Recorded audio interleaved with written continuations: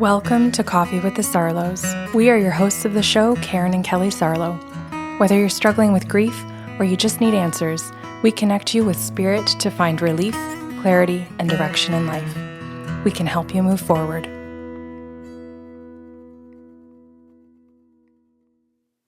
Good morning, Kel. Good morning. I went to Argentina for the names for this show. Everybody knows we make up names and I go to different countries. Benja. Benja is the name of the person who's crossed over, and Thiago is the name of the client. After we get through consent, Thiago says to me, I came because I listened to the podcast. Is there a good chance that it's pronounced Thiago and spelled TH, and our white asses don't know how to pronounce an Argentinian name? You might have hit the money. You might have said it perfectly. Tiago? Don't know. Pick it and roll with it, but I think you have a really good point. And I think that there's a really good point that I pick these names with a good intention and then it goes sideways because I don't pronounce most of them probably, right? I could be wrong. But Thiago sounds a lot better than Thiago. I just feel like they would say it a lot sexier than we gave it credit for. Right. Okay. I'm trying to figure out what I'm going to go with because in my head I've been practicing. Go with that then. Thiago. Great.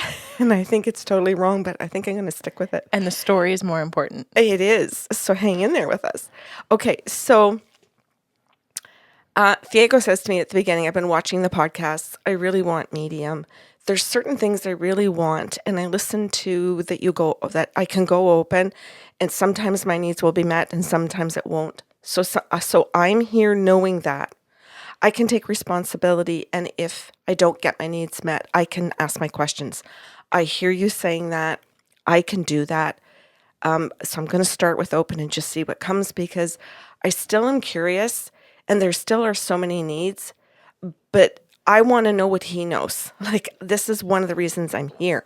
And I said, I think that's why most people book, is that they want that combination. Is that they do want to see what's going to come through.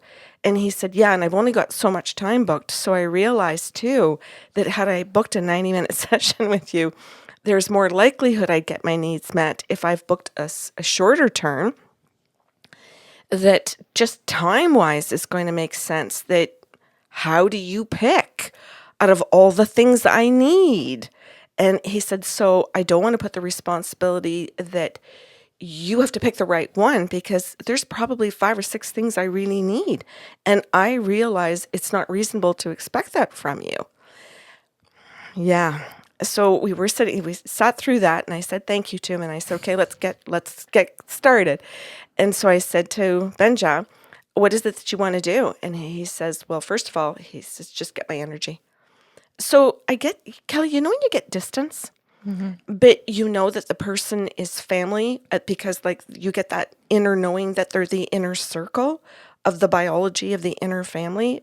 But I love that you just clarified the inner circle can be deemed as biology. Yes. And not closeness. Exactly my point.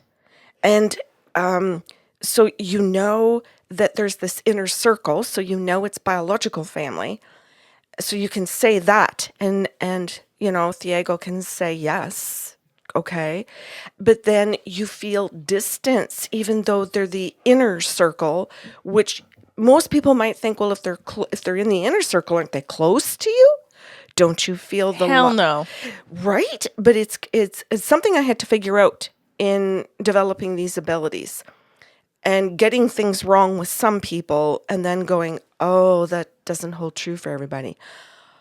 Okay, this makes more sense. And working through those things in inner knowings. So I say to Thiago, there's this inner circle. So it's biological family, but I feel a big distance. And he goes, what? What do you mean? And I said, distance. And he goes, can you describe the distance? And I said, yeah, it's not geographical. I said, it's emotional distance. It's intellectual distance. And he goes, oh, wow. oh, like this. He goes, wow. He goes, yes. And I said, he goes, geez. He goes, my head is just blown. He said, just the fact that you said emotional distance and intellectual. And he said, that is something I have to get on recording. Can you stop? And I said, yeah. He goes, you gave me permission at the very beginning and you strongly encouraged me to record. And I didn't know how to do it on Zoom. So instead of telling you the truth, I just didn't know and I needed help. He said, I didn't speak up. And he said, so now I'm in a position that I have to interrupt the channeling to ask you to help me record the session. I really need this in recording. And he said, you also told me to get a pen and paper and you told me to take my time. And I didn't, because once again, I felt some shame and I just set my shame and I was disorganized before the session because I was nervous, but I knew all of these things because I listened to your podcast. So he says, I feel really bad, but I'm trying to clean up the mess I've made. I just as an Enneagram 1, the amount of responsibility that this person is taking at the very beginning of their session is so deeply satisfying. And then the humility for them to show up and just say, look, I can do better. I can call myself out on it. I can be kind about it. I can ask for help. This is a lovely way to show up, especially too for anyone who's listening who has or hasn't had a session, to understand that nerves are just part of it, right? There's nerves of excitement. There's nerves of a little bit of fear, the unknown, all of it. To know that you can just take a breath and handle yourself well and have humility and be partnered with professionalism is a very hopeful thing. Yeah, thank you. So I just said to Diego, take your time. Let's do this again. And he said, okay. So I just transferred hosting position over Zoom to him, walked him through because it's only 2 or 3 little things to say. He recorded it. And then he ran and got his pen or whatever he got, came and sat back at the table and he goes, okay, say it again. So I started off and I just said to the guides, what did you say? Because often I don't remember. And I said, what was it that wants to hear again? And he goes, do you have to ask the guides again? And I said, I do. He goes, don't you remember? And I said, no. And he goes, wow. He goes, I'm sorry. He goes, I'm making you work twice as hard because I was disorganized. And I said, you weren't just disorganized. Diego, I said, I think you were just nervous and you were just trying to be on time. And he goes, yeah. I said, that's okay. I said, we don't get it all right, and neither do I.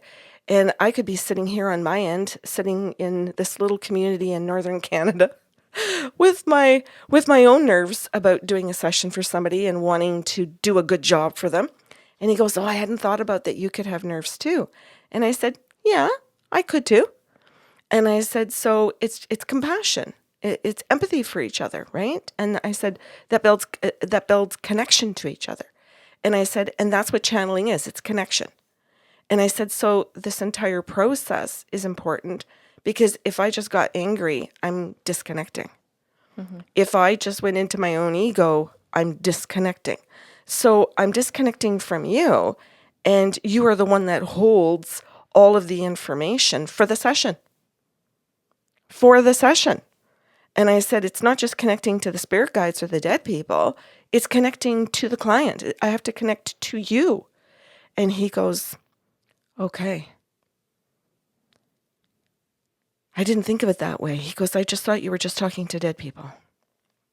I thought this was all about you. And whether you could do it or not, and whether it was real or not, and like that. And I said, well, all of whether it's real or not has to do with the fact that mediums and psychics are creating energetic connection to the spirit world and to the person that wants the information. And he goes, okay, so then that was that. He goes, okay, so what does Benja want to say? And Benja says to me, well, this is all understandable, that he doesn't understand connection. And he said, because I didn't create any. He said, I didn't give him any. So I tell him that. I tell Diego that. And he goes, I don't know. He goes, I think you're right. He says, could you just go on? I'll just keep listening and doing my notes and stuff. Then Benja says to me, I have to go back to before I got married. He said, and you have to tell him this. I'm not just explaining it to you. He says, I want you to say to my son, And I'm like, okay. So biological dad, distance. And he goes, yeah. He says, I just got married because I thought I had to. He said, and I thought it had to be a woman. I didn't consider it could be a man. He said, I didn't consider that I didn't have to get married or that I could just be single. I didn't consider any options. I never thought there were any options. I didn't believe there were any. And he said, so I went into, I have to find a woman. I have to be married. I have to stay married. He says, I had all these beliefs and I have to have children. And he said, or I'm a failure. In some way, I'm a failure. And he said, and in the worst ways possible in life, I'm a failure. And he said, and divorce is definitely a big failure. So I can't do that either. He said, so I have to pick a woman who's going to believe the same thing, like that she can't leave no matter what happens. And I said, okay, so you've vetted. I'm just curious if any listener feels the level of exhaustion from listening to this when you hear that this is how people approach life. And maybe it's you as a listener, or maybe you're a third party thinking about like, oh my God, I never thought I had choice. Mm-hmm. I thought this is what you do. Like, it's exhausting to be pigeonholed. Mm-hmm. And to be told what is right and what is wrong instead of who am I and what could joy look like? Yes, what could my happiness look like? What could meeting my needs, my wants, my hopes, my dreams, my desires look like? Like, I'm not even allowed to question any of that. Mm-hmm. And so I explained this to Diego, and he goes, oh, I think I know what you're doing. He goes, I think this is answering some of the questions that are on my page. He says, could please tell Benja to keep going? And I said, yeah. And I just realized I might be pronouncing Benja wrong too. Good possibility. It could be Benja. So then Benja tells me to say all of this to Diego so that he understands where all of this originated, where it all came from, the way he was parented, the way he saw his parents interact. And that was on the page. That was actually written on the page. What happened? Why? Like, lots of whys.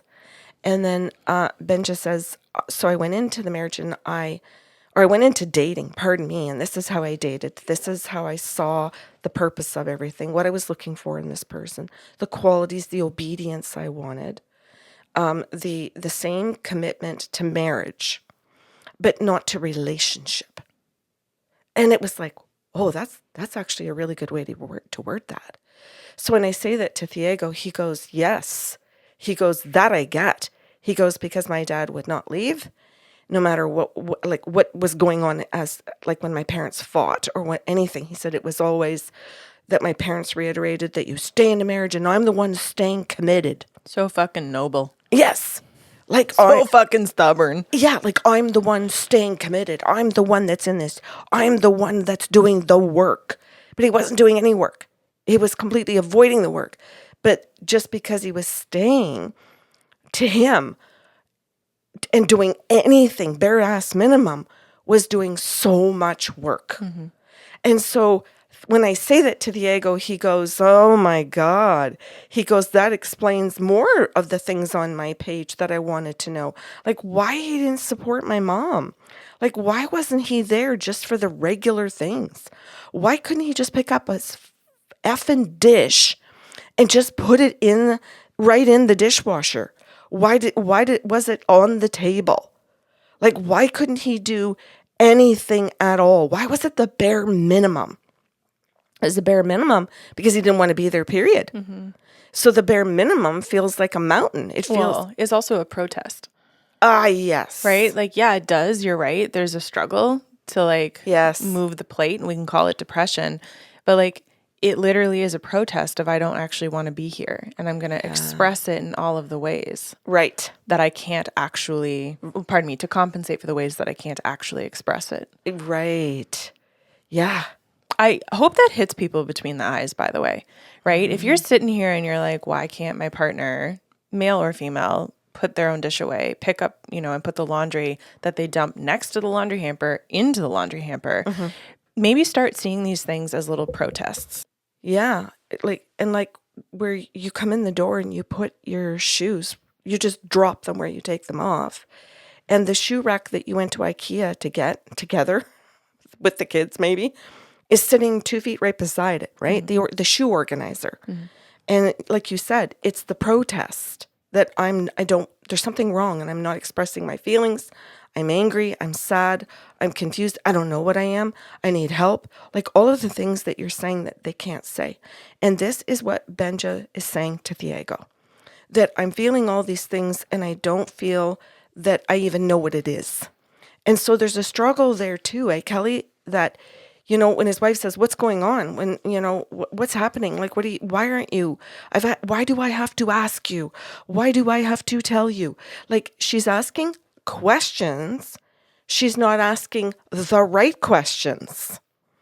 And I'd disagree. Wait, maybe even if even if she is asking the right questions, he's not staying in his own body. He's dissociating so much that he can't stay in his own body, in his own mind, in his own life to be able to say, this is what it is. And I need to talk about it and I need to deal with it. He's not doing that.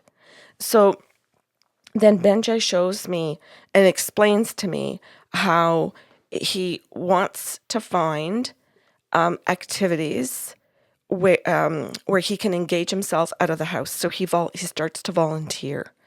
And he volunteers, so he'll say, I'm going to be a coach for football. And I'm going to coach a team, but I'm not going to coach my own child's team. I don't think any parent fucking should, but go on. I understand. But he's doing it from the sense that I don't want to be at my own children's games. So I'm going to be at a different child's games so that I'm busy and I have a reason not to be with my own wife on the sideline or with my own child on the field. I don't want to be with either of them. And when I say this to Diego, he looks at me and he goes, thank you very effing much. And he said, and you can see Diego's anger and he goes, oh, I'm sorry. And he says, I'm expressing anger. And I said, oh, no. I said, it's healthy anger. Feel free to express it. And he goes, what? And I said, no, it's not directed at me, Diego. I'm not taking any of your anger personally. You're expressing anger at what had happened to you in your past. It's healthy anger to express. And he goes, I thought all anger was unhealthy. And I said, no, there's a ton of healthy anger. And I said, and you can express it in healthy ways with your words, with your energy, with tone of voice. You can do all kinds of things in healthy ways, especially if it's not directed at the person that's listening. And he went, oh my God. If it's not directed at the person that's listening. And I said, no, I feel safe to witness your anger and to hold energy for you.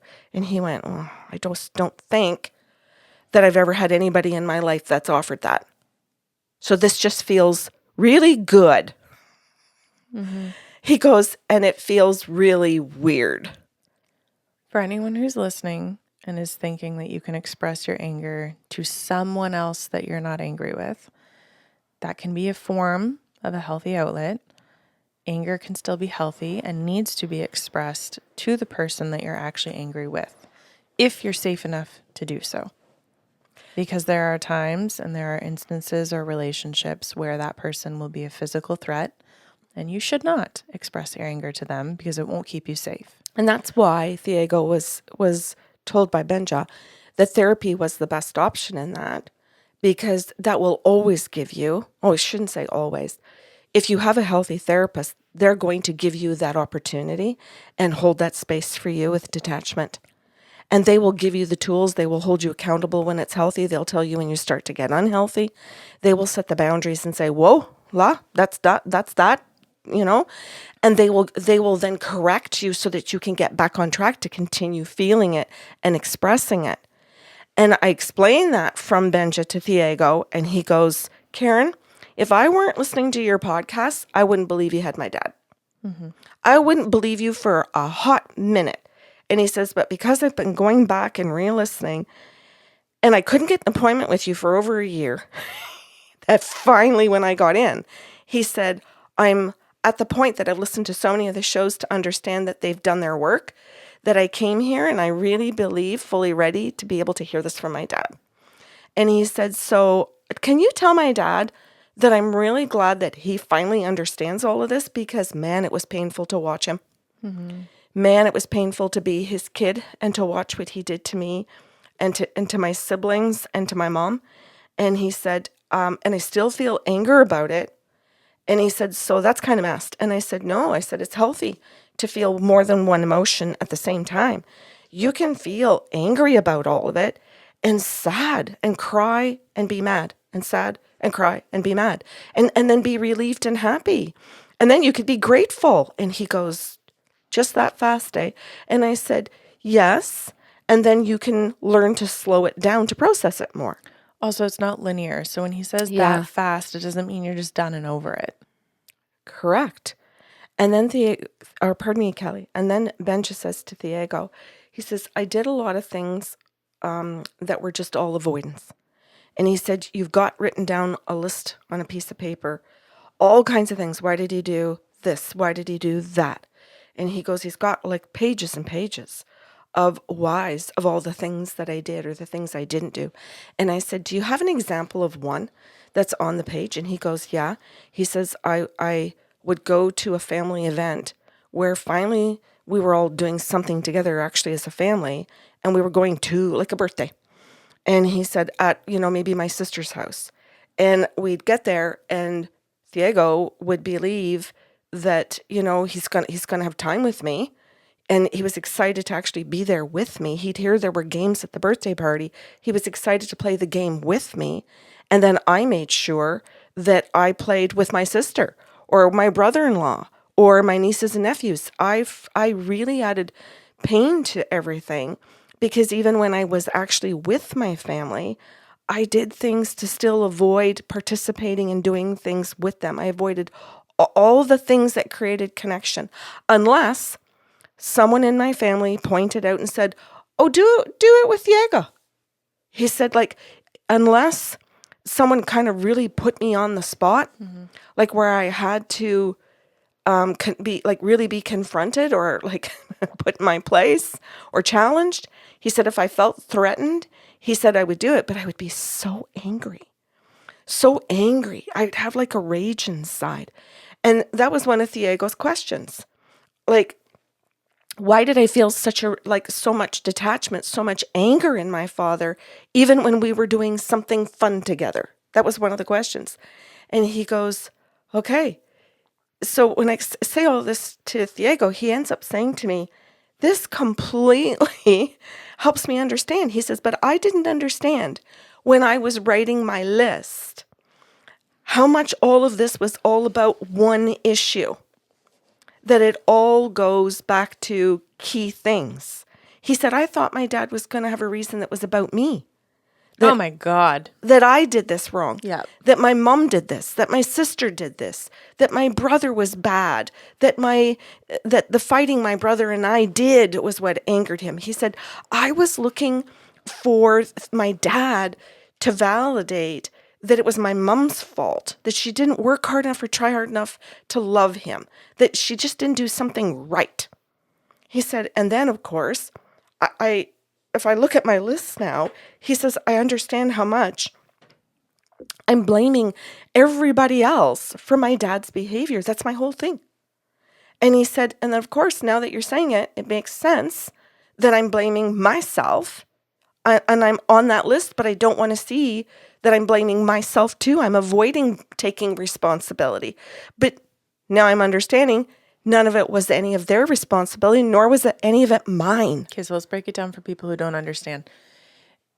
As children, we need to find a reason why we're not getting our needs met so that we can believe that we can control getting our needs met. If we can just figure it out, we can do better. And of course, our parents are going to give us what we need or want. We cannot afford to believe that our parents don't love us or that our parents are not capable of showing up to love us. So we search for all the reasons because we can't accept that larger truth. That still stays true when we become adults. There's such a pain, there's such a deep fear or risk in figuring out our parents did not love us or could not love us, that we still try and find reason. And in this case, he's trying to place blame so that he doesn't have to face the idea that dad wasn't capable of loving me or that dad chose to tap out and not figure out how to love. Exactly. He's seeing now it's not personal. He hasn't really labeled it or got there just yet, but this is about dad. This is about dad's actual pain. That's the other thing too, right? We believe that they're doing it either like on purpose or to hurt us or to prove something to us. And we don't see our parents as people, as human beings who hurt, who have limitations, who come from trauma, and that there is actually a good reason why they have limitations. The frustration and anger is if we're doing work, why aren't they? So the feelings are fair. They're understandable. They're all human, and it's messy. And hopefully what he's doing in the process is, I say this lovingly, growing up to recognize what is and isn't personal. And that's adulting. Yeah. This is part of what, just at the very end of the session, because this is how the session ends up ending. Because, not all sessions end really slowly, gradually, nicely, peacefully, all wrapped up with a bow. Some of them are like, oh shit, we've been 30 minutes, we're done. And the client's like, what? Oh my God. So they don't get tidied up sometimes. And so at the end of Diego and Benja's session together, Diego says to me, I'm starting to realize that every single thing on my page was me deflecting or me trying to find these reasons. And he said, now I'm also starting to understand the importance for me of finding a good therapist to be able to talk to. And he says, I don't believe in therapy. I never did. He said, I just thought it was for women. That's fucking rude. Yep. That speaks volumes about what he thinks about women. Yeah. And he said, I just thought it was for them. And he said, now I'm questioning even my own beliefs, like that one that I'm saying to you, because now I'm understanding dad really didn't understand himself. He didn't really even do any of the work. And he says, now I'm realizing I'm not in therapy. I'm not doing the work either. And I know I can. And he says, but I'm actually being more like my father than I care to admit. We become the thing that we fixate on, even when we fixate on not becoming it. Right. Because we're staring at it all the time. Yeah. All the time. And then unknowingly we become it. Right. Sadly. I also want to say too, well, yeah, definitely. I also want to say too, the importance of when you were talking about being able to hold two truths or two emotions at the same time, right? Because when we do this work and we figure out my parent not loving me was not about me, we can come to this place of, I'll call it radical acceptance, right? Of like, okay, matter of fact, they were just not capable. And that affected me. And there is pain because of that fact. And that doesn't mean that we stop accepting it. We can hold these really hard things within ourselves at the same time. I get that they were not capable. I'm sad for the ways it's affected me. I get that that wasn't love. I'm angry that I didn't have my needs met when I was a child. Two things can be true at the same time. That is also adulting. Right. Yeah. Instead of this belief that all the anger has to go away, that if I accept it or if I intellectualize it and understand it, all the feelings are going to go away and I'm just going to be fine and come out of my patterns. Thanks, Kelly. Yeah. I think it's going to be a hard episode for a lot of people, but I'm really glad that you presented it. And it's great to hear that he's doing the work and he's taking some beautiful responsibility. Finally, yes. Thank you for listening to Coffee with the Sarlos. If you enjoyed the show today, please be sure to subscribe on your podcast platform and leave a review. New shows will air every other Saturday.